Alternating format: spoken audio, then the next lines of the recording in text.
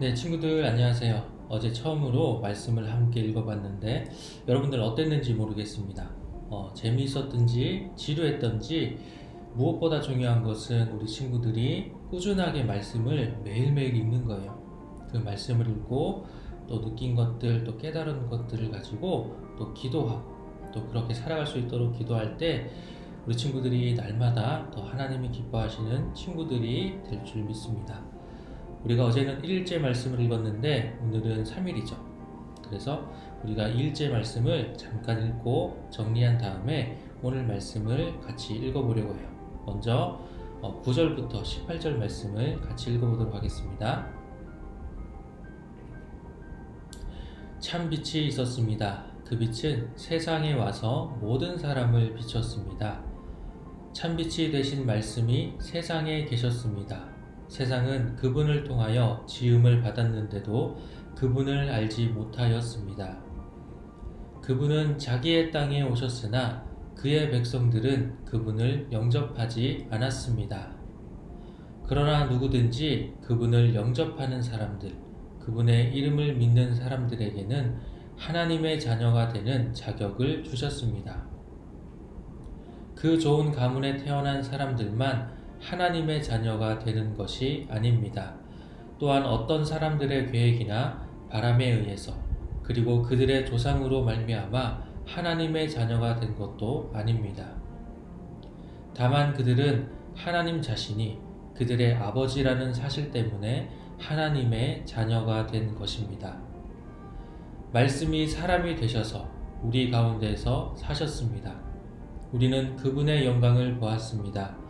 그 영광은 오직 아버지의 독생자만이 가질 수 있는 영광이었습니다. 그 말씀은 은혜와 진리로 충만해 있었습니다. 요한이 그분에 대해서 증언하며 외쳤습니다.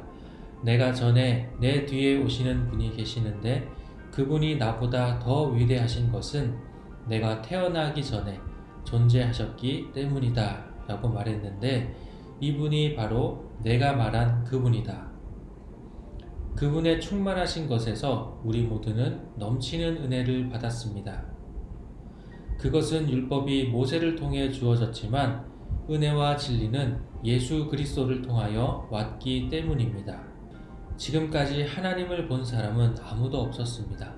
그러나 하나님이시며 아버지 곁에 계시던 독생자이신 분이 우리에게 하나님이 어떤 분이신지를 알려주셨습니다. 아멘. 네, 우리가 어제 나눴던 것이 지금 말씀에 나오고 있죠. 죄로 가득한 어두운 세상, 이 어두운 세상을 밝히는 빛처럼 예수님이 이 땅에 오셨어요. 그런데 사람들이 예수님을 알아보지 못했죠. 우리와 똑같은 인간의 모습으로 오셨기 때문이에요. 그래서 하나님은 세례 요한을 준비하셨어요. 세례 요한은 예수님이 어떤 분이신지를 가르쳐주고 예수님을 믿게 하기 위해서 일했어요. 그리고 우리는 예수님을 통해 하나님의 뜻과 계획을 더 정확하게 알 수 있게 되었어요. 자, 여기까지가 18절 말씀까지의 요약입니다. 자, 이제 19절부터 28절까지 오늘의 말씀을 한번 읽어보도록 할게요. 요한이 증언한 내용은 이렇습니다. 예루살렘에 사는 유대인들이 제사장과 레위인 몇 사람을 요한에게 보내어 당신은 누구십니까? 라고 묻게 했습니다. 요한은 그 질문에 거절하지 않고 대답했습니다. 그는 분명하게 말했습니다. 나는 그리스도가 아닙니다. 그러자 그 사람들이 요한에게 물었습니다. 그럼 도대체 당신은 누구십니까? 엘리야입니까? 요한이 대답했습니다. 아니요, 나는 엘리야가 아닙니다. 그러자 그 사람들이 물었습니다. 장차 오시기로 한 그 예언자입니까? 요한은 또 대답했습니다. 아닙니다. 그러자 그들이 요한에게 말하였습니다. 그렇다면 당신은 누구십니까? 우리는 우리를 보낸 사람들에게 보고해야 합니다. 대답해 주십시오. 당신은 자신을 무엇이라고 생각하십니까? 요한은 그 사람들에게 이사야 선지자의 말씀을 인용하여 대답했습니다. 나는 광야에서 주님을 위하여 길을 곧게 만들어라 라고 외치는 사람의 소리입니다. 보냄을 받은 유대 사람들 중에는 바리새인이 보낸 사람이 있었습니다. 그 사람들이 요한에게 물었습니다. 당신이 그리스도도 아니고 엘리야도 아니고 예언자도 아니라면 왜 사람들에게 세례를 줍니까? 요한이 대답했습니다. 나는 사람들에게 물로 세례를 줍니다. 그러나 여러분 가운데 여러분이 알지 못하는 한 사람이 서 계십니다. 그분은 내 뒤에 오시는 분이지만 나는 그분의 신발끈을 풀 자격도 없는 사람입니다. 이 모든 것은 요한이 세례를 주던 요단강 동편 베다니에서 일어난 일이었습니다. 아멘. 세례 요한이 곧 나타나실 예수님을 전파하고 있었어요. 그리고 물로 세례를 주었어요. 원래 세례는 온 몸을 물에 담그는 거예요. 그래서 침례라고도 하는데 우리는 이렇게 물을 찍어서 세례를 받을 때 이렇게 간단하게 하지만 원래는 온 몸을 물에 담궜다가 나오는 거예요. 여러분들이 물로 세수를 하는 것처럼 물에 담궜다가 나오면서 내가 가진 그 죄가 씻어지는 것을 의미해요.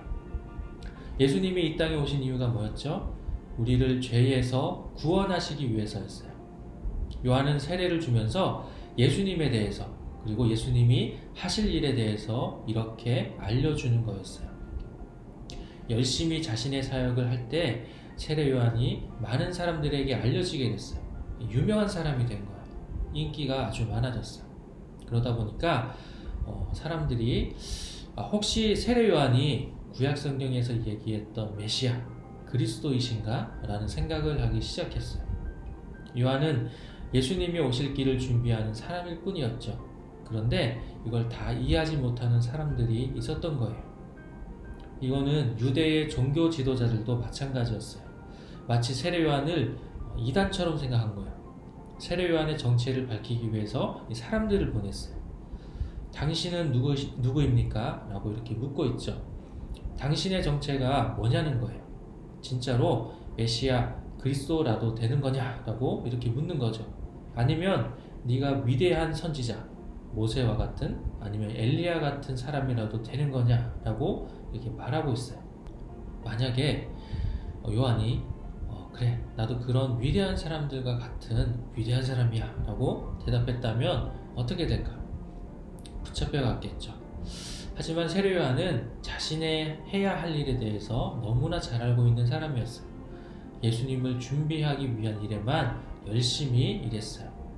자신은 예수님의 신발끈을 풀어주고 다시 묶어주는 이 노예나 종보다도 못한 사람이라고 고백하고 있어요.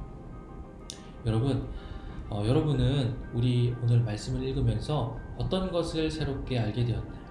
또 어떤 것을 느꼈나요? 전도사님은 세례 요한이 자신에게 맡겨진 일을 훌륭히 해내고 있는 모습을 보았어요.